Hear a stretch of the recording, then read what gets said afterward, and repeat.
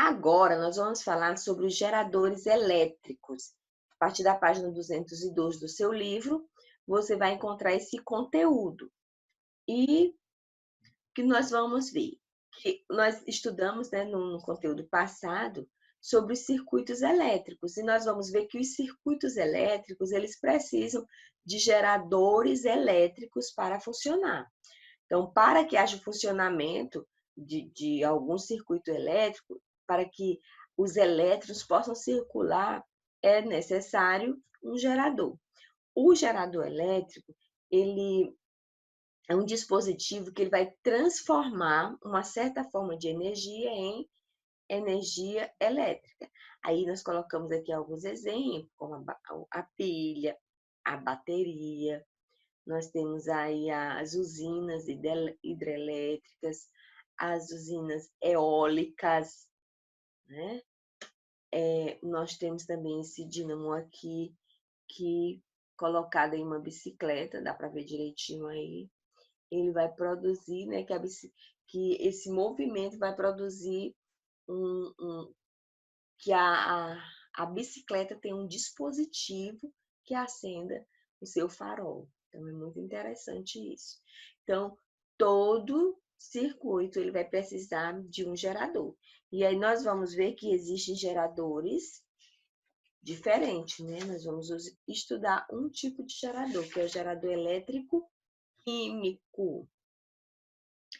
Esse gerador elétrico químico, ele é um gerador que ele vai produzir um movimento, né? Vai produzir uma energia elétrica ou um tipo de fluxo de energia através de substâncias químicas que vão interagir. Então, esse tipo de gerador, ele começou com o italiano Luigi Galvani, que observou em uma experiência, né, que ele estava fazendo, ele observou contrações nos músculos de um animal. Ele estava abrindo um ratinho, secando um ratinho, uma rã, né, um rato, uma rã, e aí ele observou que havia uma contração nos músculos desse animal. Depois veio o italiano, né, Alessandro Volta, que começou a estudar um pouco mais daquilo que Galvani havia falado, porque ele, observando essa contração dos ratos, ele observou os efeitos da eletricidade nos seres vivos, né, através dessa experiência. Esse italiano Volta, em 1900, ele criou a primeira pilha elétrica, que passou a ser chamada de pilha Volta por causa do nome dele. Um esquema da pilha colocou um disco de cobre por cima de um disco de feltro, embebido em uma solução ácida sulfúrico. E, por último, um disco de zinco e assim sucessivamente. Então, ele empilhou vários discos. Empilhou essas séries até formar uma grande coluna, como você observa aí do lado. O cobre, o feltro e o zinco tinham um furo no meio e eram enfiados numa haste horizontal. Sendo assim, eles eram conectados por um fio condutor. Então, você observa aí na figura o empilhamento dos discos. E aí, depois do empilhamento, né, havia uns fios que eram colocados no interior, porque havia um orifício, né, no interior do disco, e esse fio era conectado a uma haste, e ao final era colocada uma solução química, que no caso aí uma solução de ácido sulfúrico. Então, observem aí nessa imagem, é a mesma imagem que está no livro de vocês também. E aí, a partir desse esquema, transformou essa energia química, pela substância química, em energia elétrica, porque surgiu daí a pilha que produz que gera, né, energia, produz a geração de energia. ok? Então, aí foi a primeira pilha inventada, que era chamada pilha de volta, porque foi inventada por ele. Então, a partir daí, surgem, né, as pilhas atuais que nós conhecemos. Então, eu vou colocar aqui dois principais exemplos de geradores elétrico-químicos, que é a pilha e a bateria. Então, as pilhas, elas possuem o zinco como eletrodo negativo, já como polo positivo, há uma barra de grafita instalada no meio da pilha envolvida por dióxido de manganês. Quer dizer, que são substâncias químicas. Por isso que a pilha, meninos, não deve ser descartada em qualquer lugar, porque ela tem muita substância química que pode contaminar o meio ambiente e até prejudicar, né, a saúde de uma pessoa. Carvão em pó e por uma pasta úmida. A diferença entre as pilhas ácidas e as pilhas alcalinas é que na pilha ácida usa-se a pasta úmida, como pasta úmida, o cloreto de amônio e o cloreto de zinco, sais de caráter ácido, além de água. Já na pilha alcalina, usa-se o hidróxido de potássio, que é uma base. Então, essa é a diferença. Nós usamos muito, né, as pilhas alcalinas, ok? Mas existem também as pilhas ácidas, chamadas. E nós usamos as pilhas, né, para diversas atividades. O controle remoto, para os rádios, né, pequeno, para o funcionamento do nosso relógio de parede. E assim são N as utilidades, né, da pilha, que faz com que a corrente elétrica, né, permite que a corrente elétrica passe por aquele objeto que está em funcionamento. E as baterias, né, elas é um aparelho ou dispositivo que transforma em corrente elétrica a energia elétrica desenvolvida numa reação química. Cada célula de uma bateria contém um terminal positivo, que é chamado de cátodo, e um terminal negativo, que é chamado de ânamo. O processo químico de troca de elétrons é conhecido como oxirredução. Então, a bateria, ela é também um exemplo de gerador eletroquímico. Então, por exemplo, os carros, as baterias, existem vários tipos de baterias, né? Tem as baterias dos carros, elas são compostas de uma sequência de placas de chumbo alternada de placas de óxido de chumbo. Então, é muito importante você ver que um carro, se a bateria não estiver funcionando adequadamente, o carro não funciona, porque é um gerador elétrico químico dentro do carro. Ok? Aí no livro aí ele vai até mostrar um pouco como é que essa bateria de carro ela vai funcionar. Então, eu vou só explicar aqui baseado no livro, né, o que ele está dizendo, que na placa de chumbo ocorre a reação química entre esses elementos e o ácido sulfúrico que está dentro da bateria é liberado em grande quantidade de elétrons e torna a placa carregada negativamente. Já a placa de óxido de chumbo, as reações desses compostos são carregadas positivamente. Essas placas funcionam, então, como polo positivo e negativo, que é esse que eu já mostrei para você, o cátodo e o ânodo. Aí, ao dar a partida do carro, o circuito se fecha e as cargas elétricas, que são os elétrons, movimentam-se ordenadamente, fornecendo energia elétrica para ligar o carro. Então, dessa forma, depois de ligado, outra fonte presente no carro fornece corrente elétrica à bateria, recarregando-a. Porque à medida que você usa a bateria do carro, ao mesmo tempo que o carro está funcionando, ela também está recarregando. Mas após algum tempo, a capacidade da bateria produzir carga e se recarregar diminui e ela precisa ser trocada. Quem tem carro sabe que de 2 em 2 anos, dependendo do uso da bateria, ela precisa ser trocada, porque ela vai perdendo a capacidade de recarregar. Vocês já viram alguém empurrando o carro? Então, a bateria arriou.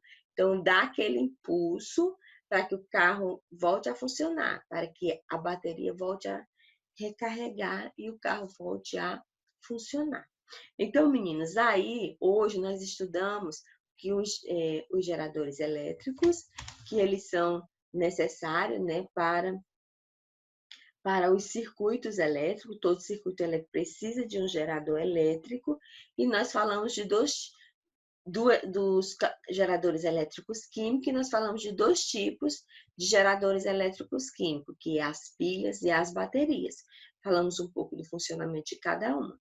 Agora, nós vamos estudar sobre geradores elétricos mecânicos, porque na aula passada nós estudamos sobre geradores elétricos químicos, foi? Agora nós vamos estudar os geradores elétricos mecânicos. Quando vocês ouvem essa palavra mecânicos, o que vocês lembram? Ó, mecânico, toda vez que vocês ouvirem essa palavra mecânico, ela vai falar de movimento. Então, se os geradores são elétricos mecânicos, então são alguns geradores que produzem, né, uma energia, produzem alguma coisa através de algum movimento. Mecânico, movimento.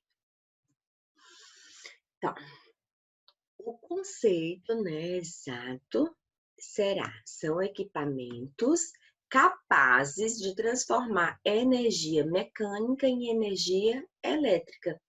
Então, esses geradores, eles vão produzir a energia elétrica a partir de movimentos mecânicos, que é o que acontece com as usinas elétricas. Eu coloquei aí um exemplo de uma usina hidrelétrica, que vai produzir a energia a partir do movimento das águas.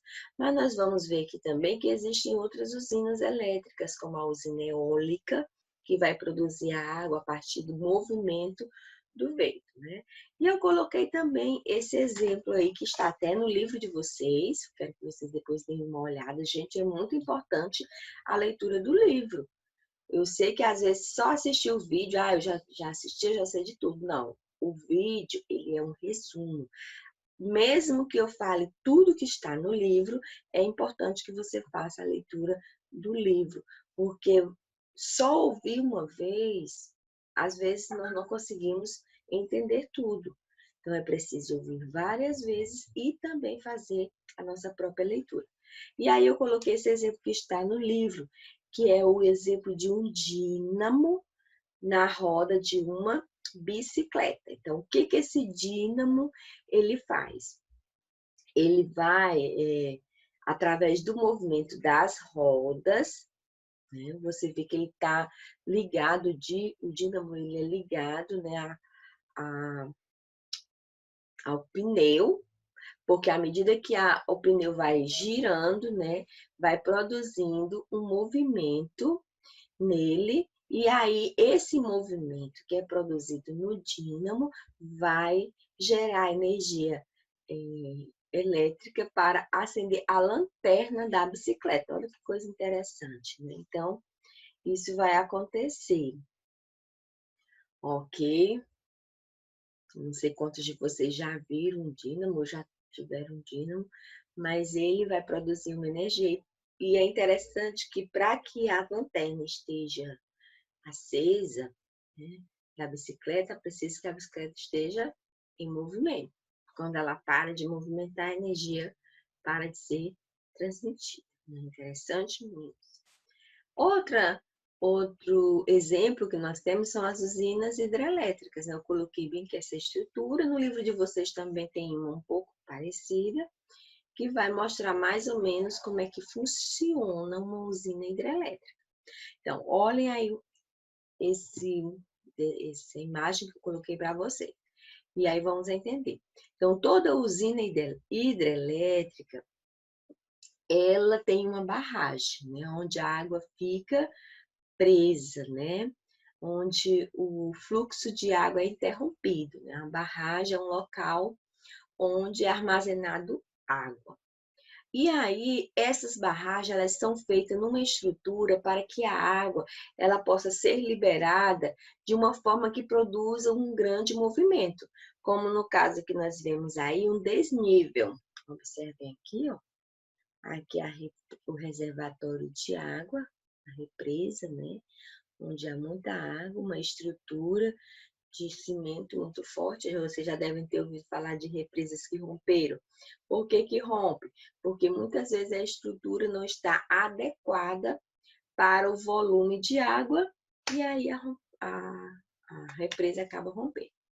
Mas observe um desnível, gente. Olha.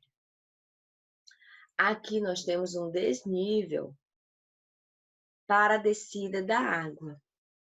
E esse desnível é exatamente para provocar o movimento da água. Quando a água, o fluxo de água desce pelas tubulações, ela vem numa velocidade que ela atinge as pás, né, da turbina.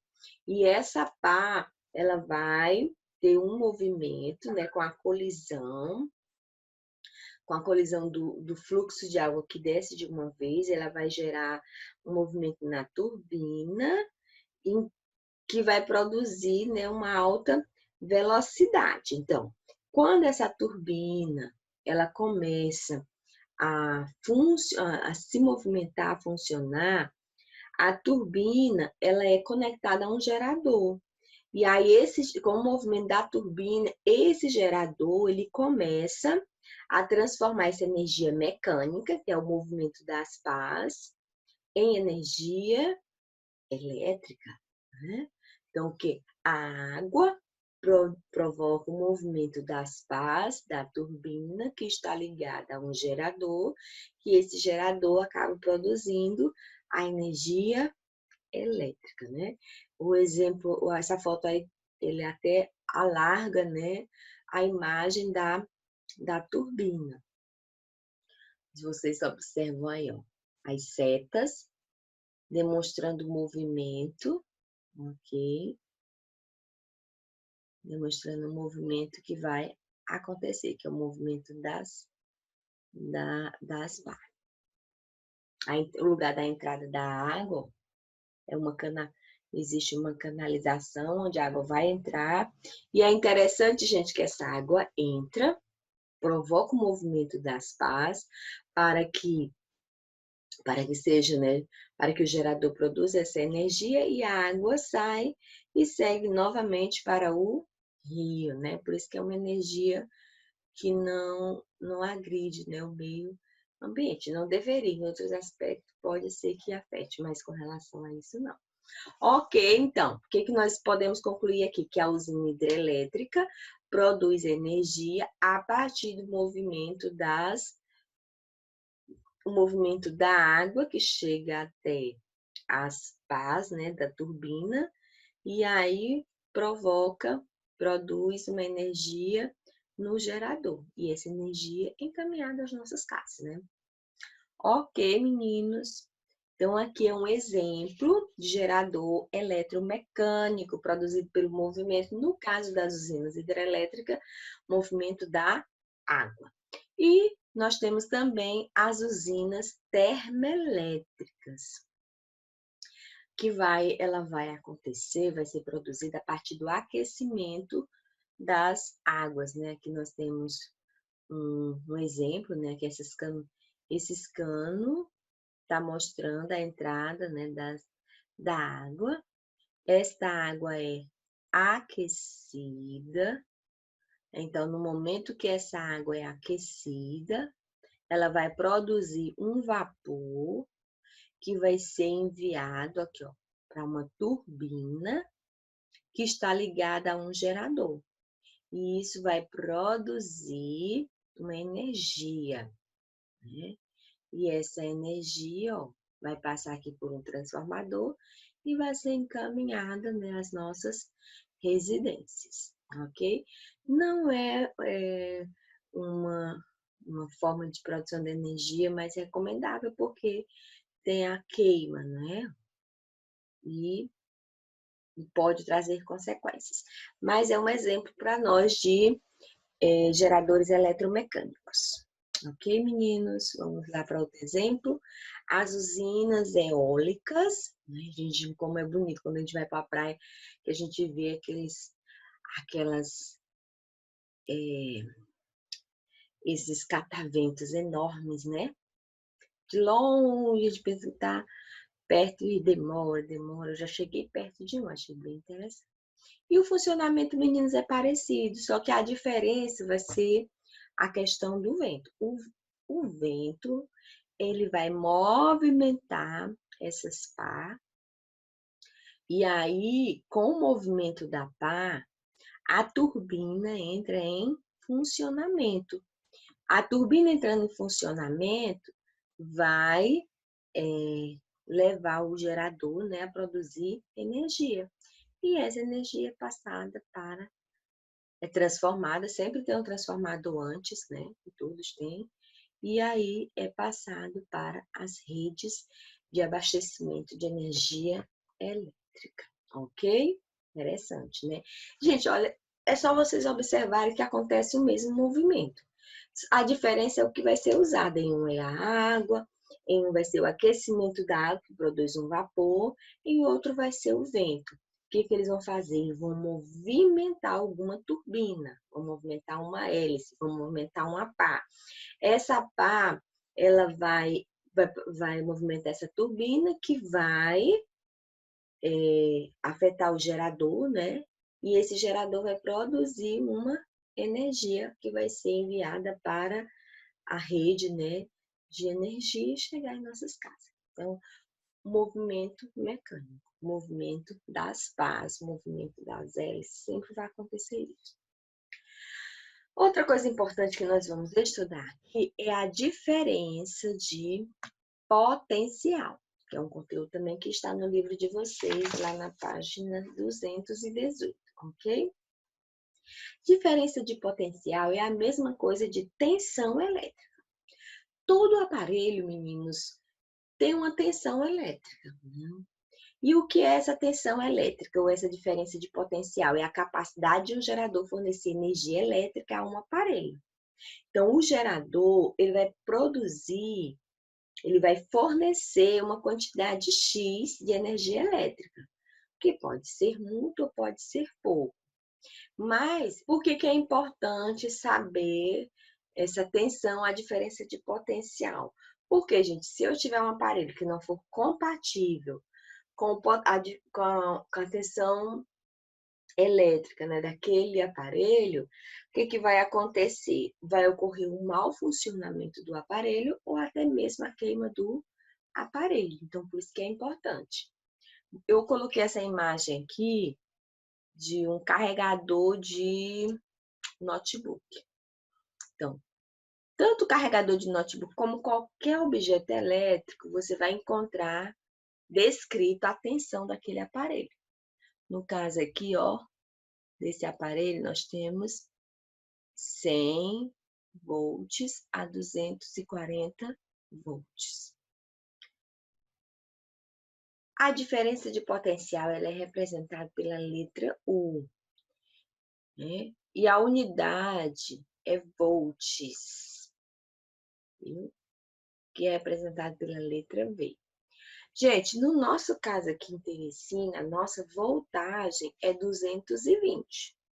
Então, todos os nossos aparelhos, eles têm que ter essa tensão elétrica. Caso eles não tenham essa tensão elétrica, eu preciso usar algum transformador, certo? Porque caso eu não use, eu vou produzir no aparelho, né, a queima. Geralmente queima o aparelho ou mau funcionamento daquele aparelho. Eu coloquei essa imagem aqui com essa voltagem. Mas a mais comum é 110 volts e 220 volts.